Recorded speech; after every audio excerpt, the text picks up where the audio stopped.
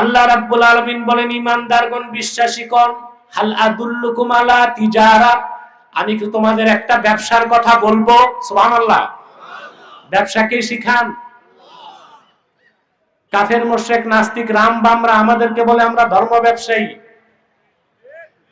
আমরা ধর্ম ব্যবসায়ী না, তবে আমাদের ব্যবসা আছে আমাদের মালিকের সাথে। আর আমাদের যারা ধর্ম ব্যবসায়ী বলে ওদের ব্যবসা হচ্ছে রয়ের সাথে, সিআই এর সাথে, মোসাদের সাথে, বেঈমানদের সাথে। আর আমাদের ব্যবসা হচ্ছে আমাদের মালিক আল্লাহ রাব্বুল আলামিনের সাথে। ব্যবসা কার সাথে? সুবহানাল্লাহ বলেন। আল্লাহ বলেন, বান্দা মুমিনরা একটা ব্যবসার কথা বলবো। হক্কানি আলেম পীর মাসে এক ধর্ম ব্যবসায়ী হয় না, আর ইসলাম নিয়ে ব্যবসা করার সুযোগও নাই। ধর্ম ব্যবসায়ী এই শব্দটার আবিষ্কার হয়েছে ইউরোপে। খ্রিস্টান পাদ্রী পুরোহিতরা তাদের খ্রিস্টান ধর্মের আবেগকে পুঁজি করে ব্যক্তি স্বার্থ হাসিল করত, তখন সেটাকে বলা হতো কি? ধর্ম ব্যবসা। ইসলাম তো মানব রচিত কিছু না, আল্লাহ প্রদত্ত পরিপূর্ণ স্বীকৃত জীবন বিধান হচ্ছে ইসলাম। ইসলাম নিয়ে ব্যবসার সুযোগ নাই। আর কোন হক্কানি আলেম ওলামা পীর মাশায়েখ ইসলাম নিয়ে ব্যবসা করার চেষ্টাও করেন। যদি কেউ ইসলামের আবেগকে পুঁজি করে ব্যক্তি স্বার্থ হাসিল করতে যায়, সে তো ইসলামের মধ্যেই থাকে না, তো ব্যবসা করার সুযোগই তো নাই, ঠিক না? এ হচ্ছে আলেম ওলামা পীর মাশায়েখকে কোন ঠাসা করার জন্য পশ্চিমাদের দালালদের একটা শব্দ সন্ত্রাস। আলেম ওলামা পীর মাশায়েখকে কোন ঠাসা করার একটা বুদ্ধি ছাড়া আর কিছু না। আমাদের ব্যবসা আছে কার সাথে? সেটা হচ্ছে ইমানের ব্যবসা।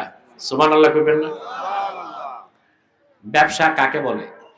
ব্যবসা মানে হচ্ছে মুবাদালাতুশ শাইই বিশ-শাই, ক্রেতা কিছু দিবে, বিক্রেতা বিনিময়। ব্যবসা কি? যদি বিনিময় না থাকে ওটা চাকরি। ওটা কি? আবার বিনিময় ছাড়া কিছু ব্যবসা আছে, যেমন জাকাত দালালি। কথা বলেন। এরা মাঝখান দিয়া ওই একজন জায়গা বিক্রি করছে 10 কোটি, আরেকজন কিনছে 12 কোটি দিয়া, মাঝখানে 50 লাখ দালালের পকেটে। এটা তো ব্যবসা না, এটা কি? দালালি। এখন এই দালালি জায়েজ কি না জায়েজ সেটা পরের কথা, কাজটা খুব একটা ভালো না। আরেকটা আছে বিনিময় ছাড়া পয়সা কামানো, এটা হচ্ছে ঘুষ, ঠিক না? তাহলে ব্যবসা কি? মুআওয়াজাতুশ শাই, বিনিময়। ক্রেতা কিছু দিবে, বিক্রেতা। আল্লাহ রাব্বুল আলামিন আমাদেরকে ইমানের ব্যবসা শিখাইলেন। আমরা যদি আল্লাহর উপর ঈমান আনি, তার হাবিব মুহাম্মদ সাল্লাল্লাহু আলাইহি সাল্লামের উপর ঈমান এনে দ্বীন ইসলামকে গ্রহণ করি, আল্লাহ বিনিময়ে আমাদেরকে জান্নাত দিবেন। সুবহানাল্লাহ বলবেন না? আমার ভাইরা, আল্লাহ তাআলা বলেন সেই ব্যবসা হচ্ছে তোমরা ঈমান আনবে আল্লাহর উপর, আল্লাহর রাসূল মুহাম্মদ সাল্লাল্লাহু আলাইহি সাল্লামের উপর। সুবহানাল্লাহ বলবেন না?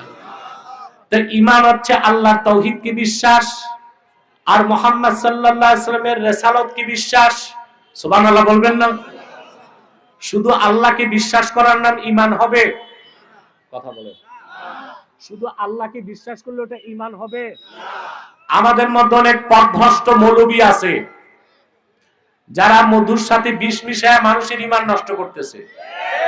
বলে লা ইলাহা ইল্লাল্লাহ কালেমা না, কিয়ামত তক কেউ লা ইলাহা ইল্লাল্লাহ পড়লে মুসলমান হতে পারবে না, কিন্তু একবার যদি পড়ে আশহাদু আন্না মুহাম্মাদার রাসূলুল্লাহ, সে মুসলমান হয়ে যাবে। সুবহানাল্লাহ বলবেন? শুধুমাত্র আল্লাহকে বিশ্বাস করার নাম ঈমান না, আল্লাহর তাওহীদকে বিশ্বাস, মুহাম্মদ সাল্লাল্লাহু আলাইহি ওয়াসাল্লামের রিসালাতকে বিশ্বাস করার নাম হচ্ছে ঈমান। সুবহানাল্লাহ বলেন। এই ঈমান যখন আপনার চলে আসলো, তার মানে মুহাম্মদ সাল্লাল্লাহু আলাইহি ওয়াসাল্লামের রিসালাতকে বিশ্বাস করার অর্থ কি? তার অর্থ হচ্ছে মুহাম্মদ সাল্লাল্লাহু আলাইহি সাল্লাম আল্লাহর পক্ষ থেকে ১৫০০ বছর আগে যে কোরআন এনেছেন, এই কোরআনের প্রতিটি বাক্যের, প্রতিটি শব্দের, প্রতিটি অক্ষরকে বিনা প্রশ্নে চোখ বন্ধ করে নতমস্তকে বিশ্বাস করার নাম হচ্ছে ঈমান।